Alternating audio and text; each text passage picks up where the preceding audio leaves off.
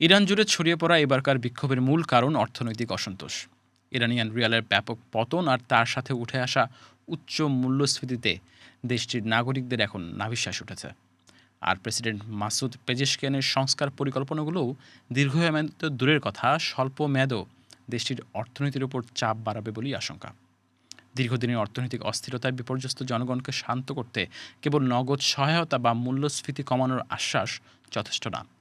২৮ December Tehran থেকে শুরু হওয়া আন্দোলন খুব দ্রুতই অন্য সব অঞ্চলে ছড়িয়ে পড়ে। রিয়ালের মান পড়ে যাওয়াতে নিত্যপণ্যের দাম বেড়ে হয়েছে আকাশচুম্বী। ২০২৫ সালের ডিসেম্বরে রিয়ালের মান পড়ে যায় ১৬%, যা আগের বছরের তুলনায় কমেছে মোট ৮৪%। খাদ্য মূল্যস্ফীতি বেড়ে দাঁড়িয়েছে ৭২%, অর্থাৎ খাবার কিনতে গুনতে হয় এখন প্রায় দ্বিগুণ টাকা। দীর্ঘদিনের অর্থনৈতিক বিচ্ছিন্নতার কারণে ইরানের এই পরিস্থিতি। ২০১১ সালে ইরানের ওপর তেলের নিষেধাজ্ঞা দেয়। এরপর থেকে বৈদেশিক মুদ্রা আয় কমে যায় দেশটির এবং অর্থনৈতিক প্রবৃদ্ধিও কমে যায়। ২০০০-এর শুরুর দশকে ইরানের জিডিপি প্রবৃদ্ধির হার ছিল ৫ থেকে ৯% ভিতরে, আর এখন নিষেধাজ্ঞার পর সেটা কমে দাঁড়িয়েছে ৩%-ও কম।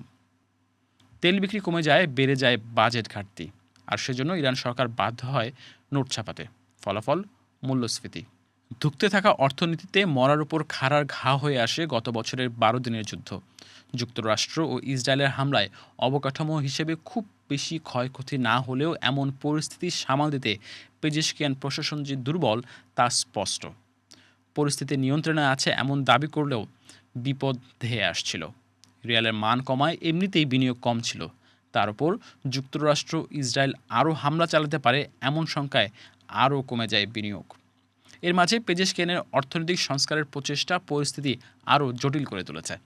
পরিস্থিতি সামাল দিতে করের উপর নির্ভরতা বাড়াতে চেয়েছিলেন ইরানের প্রেসিডেন্ট। ২০২৬ সালের বাজেটে মোট রাজস্বে করের অংশ ৪২% থেকে বাড়িয়ে ৫৭% করার পরিকল্পনা নেওয়া হয়, যা ইরানের তেল বিক্রি থেকে আয় আরও কমে আসারই ইঙ্গিত দেয়। সরকারি খাতে বেতন বৃদ্ধির যে হার প্রস্তাব করা হয় তাও ছিল ৪৬%, যা মূল্যস্ফীতির তুলনায় অর্ধেকেরও কম। পরে অবশ্য প্রস্তাবিত মূল্য সংযোজন কর অর্থাৎ ভ্যাট ১২% থেকে কমিয়ে ১০% করা হয় এবং সরকারি কর্মচারীদের বেতন বৃদ্ধির হার দ্বিগুণ করা হয়। তবে ততদিনে কৃচ্ছ সাধনের বার্তা পৌঁছে গেছে ইরানি জনগণের কাছে। আর ব্যয় সংকোচনের মতো ব্যাপার বেশিরভাগ সময়ই এমন পরিস্থিতিতে কাজে আসে না। ইরানের বাস্তবতায় তা বুমেরাং হয়েছে, কারণ সরকারি দুর্নীতি নিয়ে তীব্র জন অসন্তোষ, তার উপর রয়েছে সমাজের একাংশের প্রকাশ্য বিলাসী জীবনযাপন। মাল্টিপল কারেন্সি এক্সচেঞ্জ রেট বা বহু মুদ্রা বিনিময় পদ্ধতির কারণে ইরানের অর্থনীতি যে রূপ নিয়েছে তাতে দেশটির অনিয়ন্ত্রিত বৈষম্য আরও স্পষ্ট হয়েছে। মাল্টিপল কারেন্সি এক্সচেঞ্জ রেট বলতে বোঝায় একটি দেশের মুদ্রার বিপরীতে একই বিদেশি মুদ্রার একাধিক দাম থাকা। অর্থাৎ একই দিনে একই দেশে একই ডলারের জন্য এক খাতে এক দাম আর অন্য খাতে আরেক দাম কার্যকর থাকে। সাধারণত প্রয়োজনীয় পণ্য আমদানি, জ্বালানি, ঔষধ বা কৌশলগত খাতের জন্য কম দামের বিনিময় হার নির্ধারণ করা হয়। ডলার বা ইউরোর মতো মুদ্রা কার কাছে কী কাজে লাগবে তার উপর ভিত্তি করে দাম বদলে যায়। তবে এর অর্থনীতিতে বড় ধরনের বৈষম্য ও বিভ্রান্তি তৈরি হয়। যারা কম দামের মুদ্রা পাওয়ার সুযোগ পান তারা সহজেই বাড়তি লাভ করতে পারেন। অন্যদিকে সাধারণ মানুষ ও ছোট ব্যবসায়ীরা বেশি দামে মুদ্রা কিনতে বাধ্য হন। ফলে কালোবাজার, দুর্নীতি, মূল্যস্ফীতি এবং আয়ের বৈষম্য বাড়ার ঝুঁকি তৈরি হয় এবং ইরানের ক্ষেত্রেও ঠিক তাই ঘটেছে। ২০১১ সালে যেখানে প্রতিদিন ২০ লাখ ব্যারেল তেল বিক্রি হতো, নিষেধাজ্ঞার পর ২০১৯ সালে তা নেমে আসে মাত্র ৩ লাখ ব্যারেলে। সে ঘাটতি পূরণ করতে ইরান তার অপ্রতুল বৈদেশিক মুদ্রার একটা অংশ খরচ করতে থাকে সাধারণ ইরানিদেরকে নিষেধাজ্ঞার খড়গ থেকে বাঁচাতে। তবে তা খুব একটা কাজে আসেনি। যা হয়েছে তা হলো এই নীতির অপব্যবহার আর বিদেশে অর্থ পাচার। অনেক ব্যবসায়ী সেই অর্থ দিয়ে নিত্যপণ্য আমদানি না করে খরচ করেছে বিলাসী পণ্যের পেছনে। কেউ বা করেছেন বিদেশ সফর। অনেকে আবার সেই বৈদেশিক মুদ্রা বিক্রিও করে দিয়েছেন। এরপর ইরান সরকার আরেকটু কঠোর হয়। চালু হয় নিয়ন্ত্রিত বৈদেশিক মুদ্রা বাজার।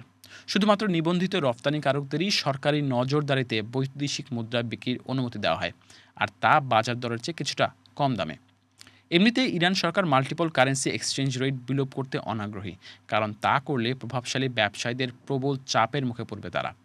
তবে পেজেশকিয়ান সেই কঠিন সিদ্ধান্তটি নিতে চেয়েছিলেন। ইরানের সবচেয়ে দৃশ্যমান দুর্নীতির উৎসকে নির্মূল করে তার এই পদক্ষেপ ক্ষুব্ধ করে এক পক্ষকে। আর হয়তো তাই ধর্মঘটে চলে যায় তেহরানের গ্র্যান্ড বাজারের ব্যবসায়ীরা, যে বিক্ষোভ পরে ছড়িয়ে পড়েছে জনগণের মাঝেও। ওই ধর্মঘট রাজনৈতিক উদ্দেশ্য প্রণোদিত হয়ে থাকলেও সংস্কারপন্থীদের দীর্ঘদিনের অভিযোগ, রক্ষণশীলরা তাদের প্রাতিষ্ঠানিক ক্ষমতা ব্যবহার করে সংস্কারের পথ রুদ্ধ করছে। তবে এই আন্দোলন দ্রুতই এমন এক তীব্র সংকটের রূপ নিয়েছে যে এখান থেকে বের হয়ে আসার পথ খুঁজছে এখন দুই পক্ষই। ইরানের এই সংকট যতটা রাজনৈতিক ততটাই অর্থনৈতিক। রাজস্ব আয় বাড়ানো, বাজেট ঘাটতি কমানো এবং টাকা ছাপানোর উপর নির্ভরতা হ্রাস করার মাধ্যমে দীর্ঘমেয়াদে মূল্যস্ফীতি নিয়ন্ত্রণ হয়তো সম্ভব হতে পারে, তবে স্বল্প মেয়াদে এই সংস্কারের খেসারত দিতে হবে অর্থনীতিকেই। বিশেষ করে বৈদেশিক মুদ্রার উপর যে ভর্তুকি তুলে নেওয়ার সিদ্ধান্তের তাৎক্ষণিক প্রভাব তা অবশ্যই পড়বে নিত্যপণ্যের দামে। এতে এমন কিছু পণ্যের মূল্য হঠাৎ বেড়ে যেতে পারে যা সামগ্রিক মূল্যস্ফীতিকে আরও উস্কে দেবে। একই সঙ্গে ইরানি মুদ্রা রিয়ালের উপর বাড়তি চাপও সৃষ্টি হতে পারে। এমন পরিস্থিতিতে জনগণকে স্বস্তি দিতে প্রতিটি পরিবারকে মাসে 1 কোটি রিয়াল নগদ সহায়তার স্কিম চালু করেছে সরকার। সহায়তার এই পরিমাণ বাংলাদেশি মুদ্রায় প্রায় 750 টাকা। এরই মধ্যে 8 কোটি পরিবারের ব্যাংক হিসেবে এই অর্থ জমা করেছে, আর অবশ্যই ধনীদের বাদ দেওয়া হয়েছে। তবে এই কর্মসূচিতে বিক্ষোভ শান্ত হবে কিনা তা এখনও বলা যাচ্ছে না।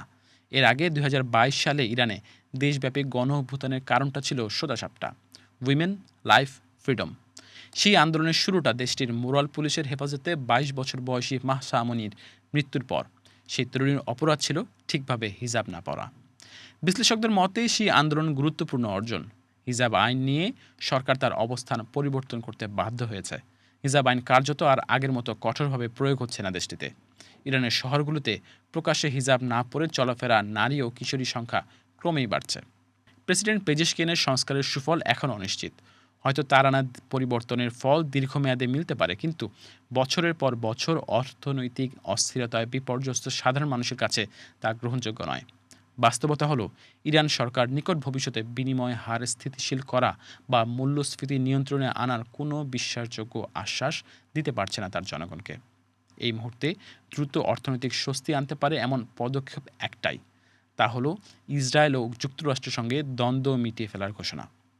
কিন্তু এই সিদ্ধান্ত নেওয়া ইরানের নেতৃত্বের জন্য অনেক বেশি কঠিন।